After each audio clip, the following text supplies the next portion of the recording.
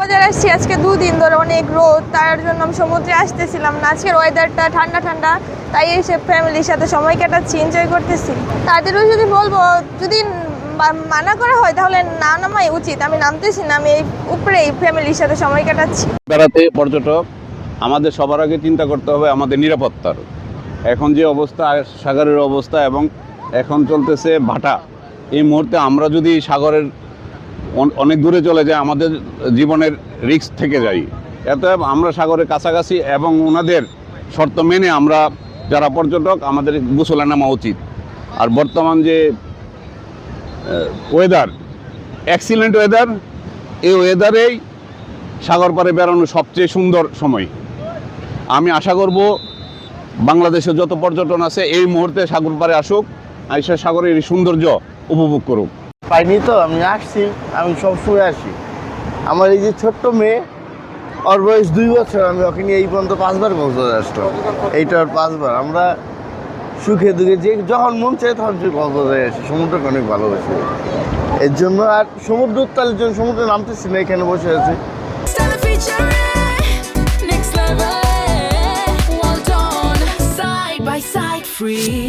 Weather চট্টগ্রামের খবর পেলাম খুবই খারাপ অবস্থা, বাট এখানে একটু লিটল বিট যেটা আছে এটা খুবই এনজয় করার মতো। গত বেশ কয়েকদিন গরম পড়ার পর আজকের ওয়েদারটা ইটস বিউটিফুল, মানে এটা সবাই এনজয় করতেছে। আমি যতটুকু সবার কাছে গিয়ে এত সবাই খুব এনজয় করতেছে। আবার সেম আমি আমার পরিবার নিয়ে আসছি।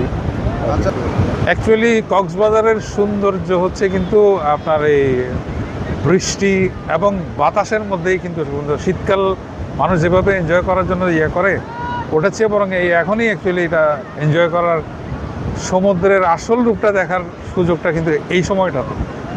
এটাই অ্যাকচুয়ালি এনজয় করা উচিত মানুষের। বরং কোনো বিপদ সংকেত বা ঘূর্ণিঝড়ের ওই সময়টাতে এসে একবার সাগর দেখা উচিত।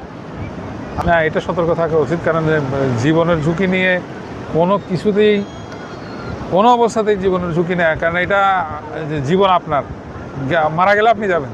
সকাল থেকেই সমুদ্র বেশ উত্তাল এবং মেঘাচ্ছন্ন আকাশ রয়েছে। পশ্চিম দিক থেকে যেহেতু পূর্ব দিকে বাতাসটি বয়ে যাচ্ছে, যার ফলে স্বাভাবিক ঢেউগুলো কিন্তু ভেঙে যাচ্ছে, আঁকাগুলো ভাঙার কারণে কিন্তু সমুদ্র উত্তাল মনে হচ্ছে। এর পাশাপাশি আমরা সিসিএফ লাইফগার্ডের সদস্যরা কিন্তু লাবণী, সুগন্ধা, কলাতুলি এই 3টি পয়েন্টে কিন্তু আমরা দায়িত্ব পালন করে যাচ্ছি।